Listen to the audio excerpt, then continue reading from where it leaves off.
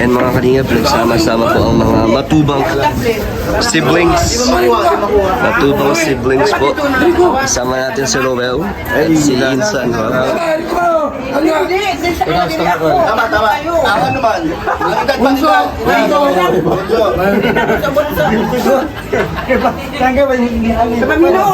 Tawanan.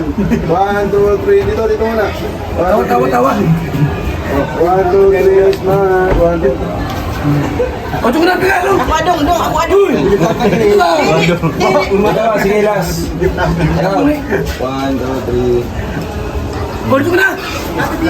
Pangalay mo na. Bunso. Pangilad ka? 1, 2, 3. Okay na. Abadong, napa ko. Napa ko. Yeah. Sunod. Tita John, ikaw pala pa pinakamatanda. Ikaw pala pinakamatanda. Ikaw, igulang sa awi, pinagkamatanda. Shoutout Tita Awi. Ako nahon ko. Duwag na.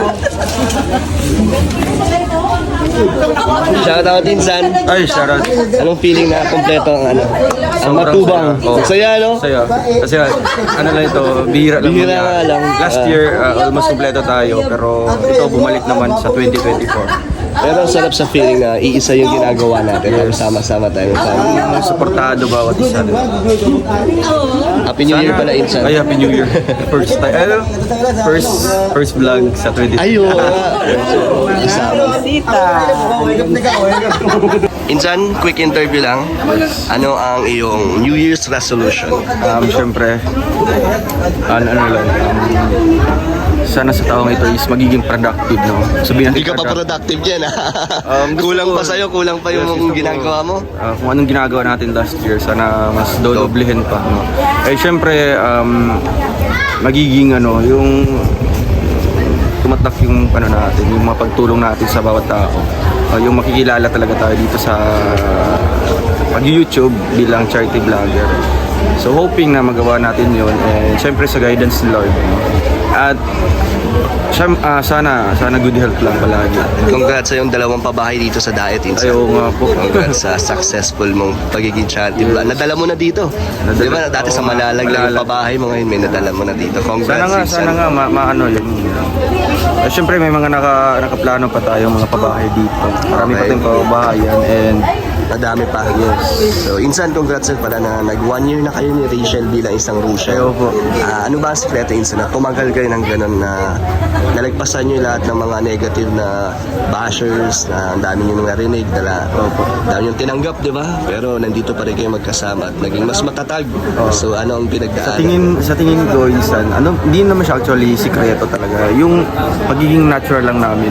Diba, gumagalaw kami in a natural way. Walang pagpapanggap, walang On and off cam, yun kayo. Ganun kami, no?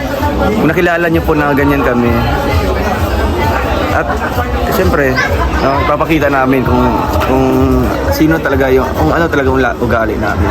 Sa tingin ko yan siguro yung namin, yung bali masasabi kong sikreto para magiging strong kami, magiging ganito kami kung ano kami ngayon. Oo. Kasi iniisip namin talagang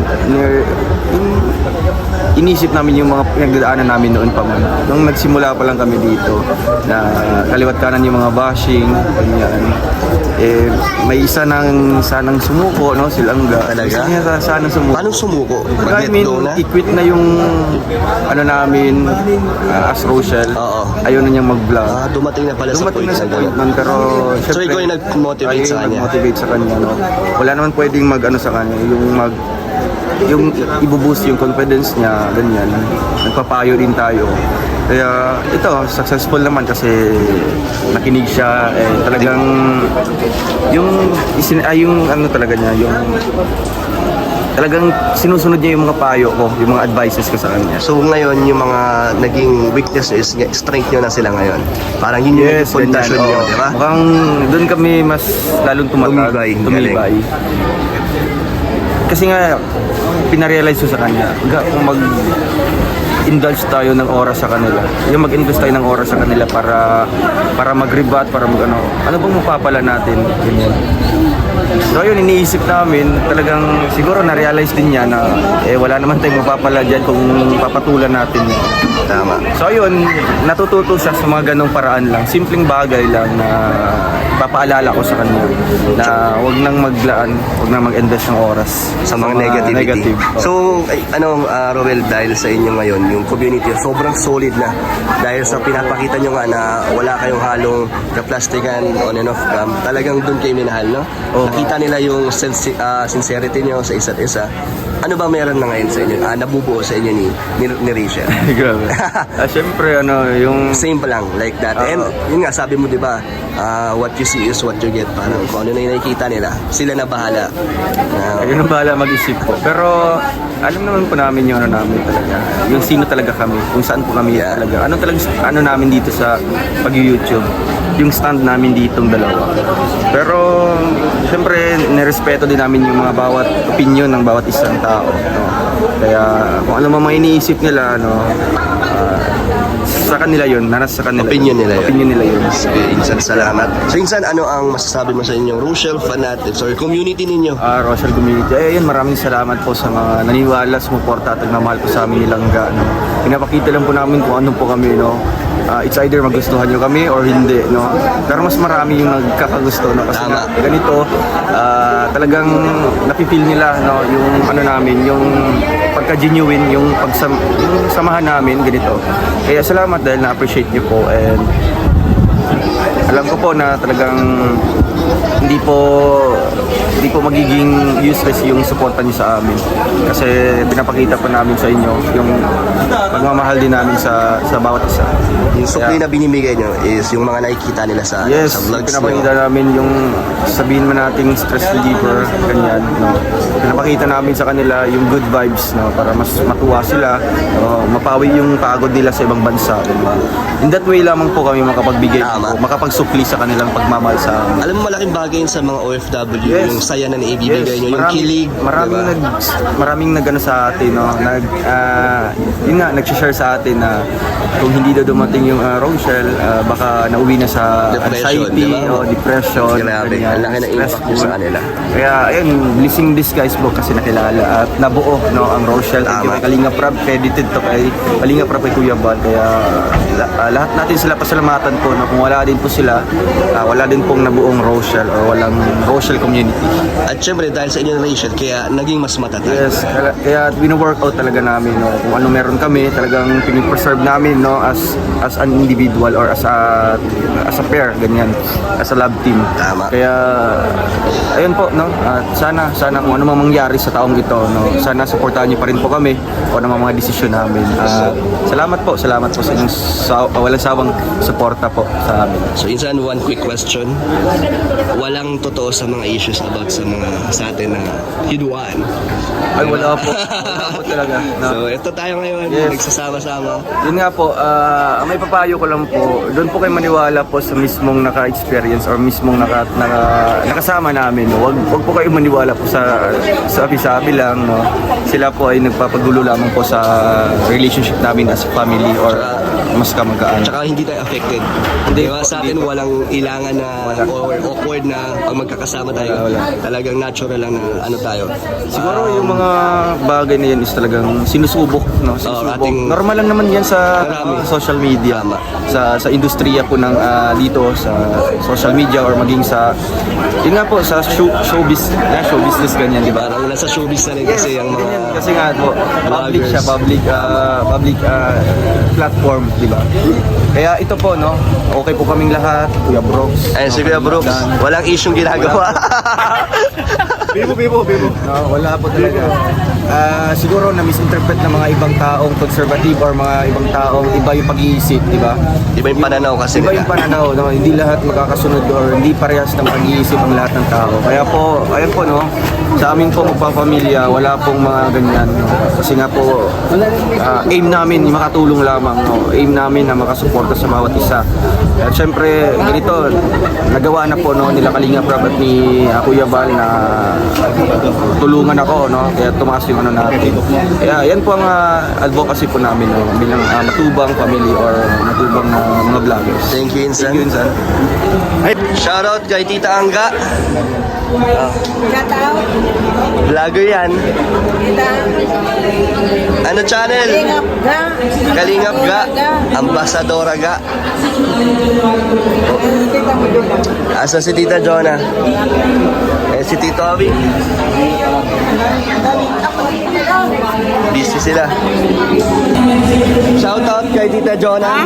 Ay ka naman sa akin channel. Kalingap Jonah. Shoutout. Hello, shout out. Papa Dan. Thank you at nakita tayo. Lagi ka nandito? Bira lang. Nakaraan wala ka dito, di ba? Oo, nung pagkatapos ng kuwan, ng Christmas party, bumalik na ako ng Rosena. Tapos, inayos ko yung SSD ko na ang no? So ngayon matagal ka dito? Hindi, sa kuwan din. Pagkatapos Babalik ka? ng party, Balikan ka lang din? balikan. Wala ka naman ng ginagawa yan. Dami na, Ikot lang. dami oras, dami pera. Wala. Ikaw madaming pera. Si Dudong lang. And good evening, Rachel and Insan. So, take natin tong opportunity na kahit short interview lang. Ayan, mga request naman to natin pa yan ng mga fans nyo. Kaya okay lang ba? Okay na, okay. Na hanggang ngayon ay may mga nag-request pa din na ma-interview kayo? Meron pa rin. Oo, madami pa rin. Pero kahit na updated sila sa inyo palagi, may mga gusto pa silang mga tanong yata na malaman na gusto nilang masagot nyo. So, kamusta ba kayo, Rachel? Okay naman po kami. Okay lang. So, nakikita naman nila sa vlogs nyo talagang okay na okay kayo, no? Pero behind camera, ano ba ang ano nyo? Treatment nyo sa isa't isa? Ganun pa rin. Kung ano nakikita nila sa harap ng camera. Ganun pa rin Ganun sa pa rin po likod. kami. Ganun pa rin talaga. At saka mas close yata kayo pag walang camera, no? Mas nagiging Ayos komportable kayo. And so ikaw, Rachel, nasabi kasi kanina ni Insan Roel na may time din na gusto mo na sanang mag-let go or parang bumitaw sa love team nyo ni Roel. So ano yung... Sabi po siya nung gano'n sa inyo? Oo, na kanina natanong niya ako. When? Kanina? Hindi, may mga times na medyo ano ka. Yung maraming Talagang daming bashers. mga bashers. And then, So, Ganito kasi yun, kuya. ano yung masasabi mo doon? Parang nagulat ka?